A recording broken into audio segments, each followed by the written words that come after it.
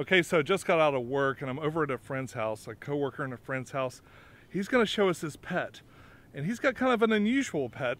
It's one that you guys will recognize though. They're called axolotls. And we're going to learn all about them. But first, we have to meet them. Well, hello guys. Hi. Wow. What are we doing today? Let's make a video! All right, let's do it.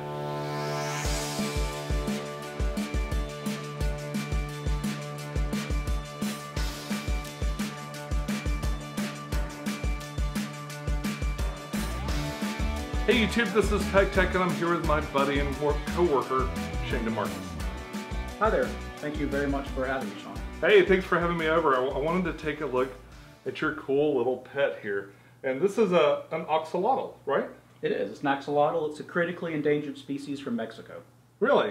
Mm-hmm. So tell me, are they a salamander or is that? It is a salamander. It's a neotenic. I don't know how to pronounce it, but it's a baby salamander. Okay. And so it grew with baby features, but it did not, develop into a normal salamander. So are axolotls, they're sort of like a hybrid of a salamander that never that retained its baby feet, exactly, its baby teeth or correct, whatever, however you want to put that in human terms. He is about a year old. He's about 10 inches long. Wow, wow, he's pretty funny. He's either very sedate or he's just sort of tumbling around the tank. So I noticed you've got a bare bottom tank. Is that something that's important for axolotls? I do. So I found there's 3 different types of tanks, substrate that you should use. You either use sand, or you use tile, or you use a bare bottom. I personally like bare bottom the best, and the reason why is because I find it a lot easier to clean it. The most important thing though is never use gravel. They can actually, whenever they try to eat, they can suck up little pieces of pebbles, and even larger ones that you might think, as big as their head, and they can ingest them and it can kill them. So never use gravel with an axolotl tank. They actually have a fairly large sized mouth. They do, absolutely. So they could definitely get themselves into trouble. What do you feed him? So I personally feed him a blend of earthworms. I get red wigglers, and I feed him 2 to 3 a day. If I get larger earthworms, I'll cut them up. And he also really likes shrimp. So I'll cook shrimp for him and cut it up into little pieces and feed it to him in slivers. I noticed they have beady little eyes. Do they have a really good sense of smell? They do have a good sense of smell. And he doesn't have a great sense of sight, but he is able to recognize things around the tank. And he'll see me when I walk down the stairs. And he knows whenever he's hungry, he'll let us know. Huh. So does he just do that thing where he swims all up the side of the tank? He gets excited and swings up to the top and spins around. And then when I feed him, he'll do this for a while. What purpose do the gills serve? The gills is how he breathes. So because he has baby traits for a salamander, those are actually on any normal salamander, but they shrink and they reduce later. But in his case, they stay there, and that's actually his breathing mechanism. Really? Sometimes he will go to the top and he will grab a bubble of air because he has some very primitive lungs, but for the most part, he breathes with those.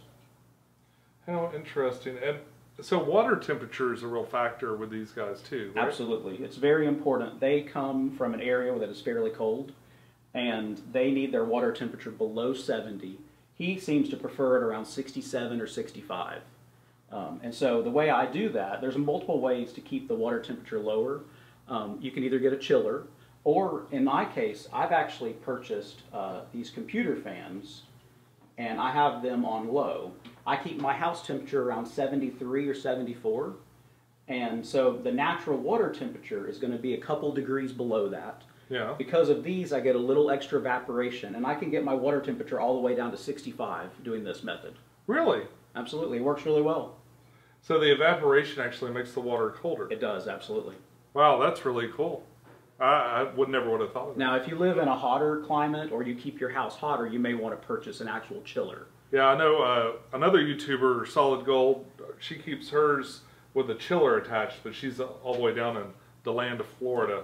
Absolutely. And I'm sure it's hard to keep it cool in that area. One of the things that I found, if you'll hand it to me, it's right over here, I have a turkey baster. Oh yeah.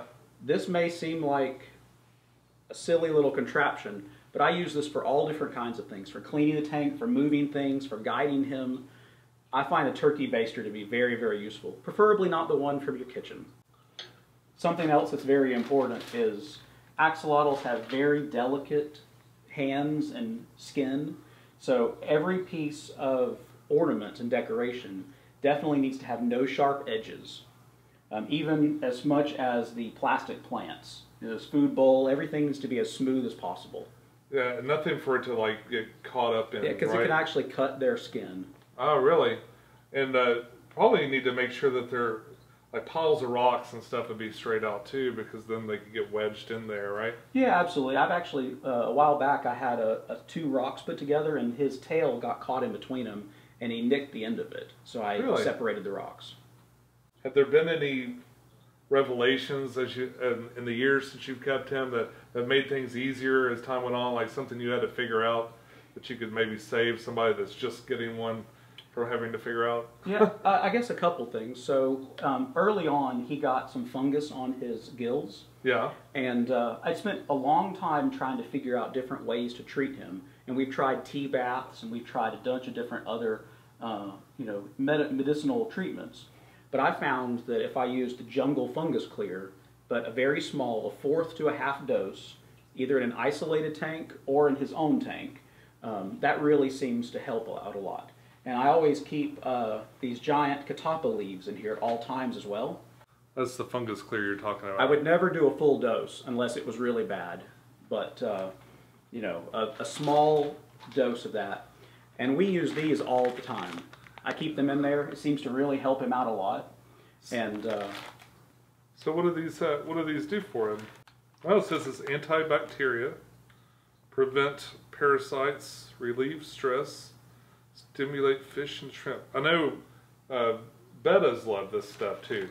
These natural leaves, and a lot of fish that like naturally inhabit leaf litter at the bottom of the tank. Well, and sometimes he'll even burrow underneath them. In this case, they're up on his hammock right now, and he'll just lay on them. Yeah. But they seem to release some type of good, nutrients for the tank, and it seems to help if he gets a little nick or anything or fungus. It really seems to help.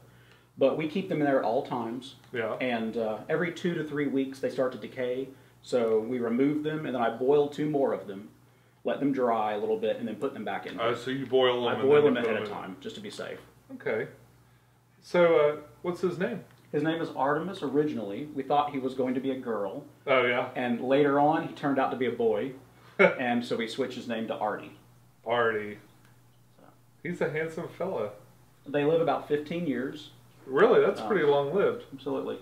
He's about 10 inches, but they can get up to about 18 in the perfect conditions. Right. What size tank do you have him in? This is a 30-gallon long.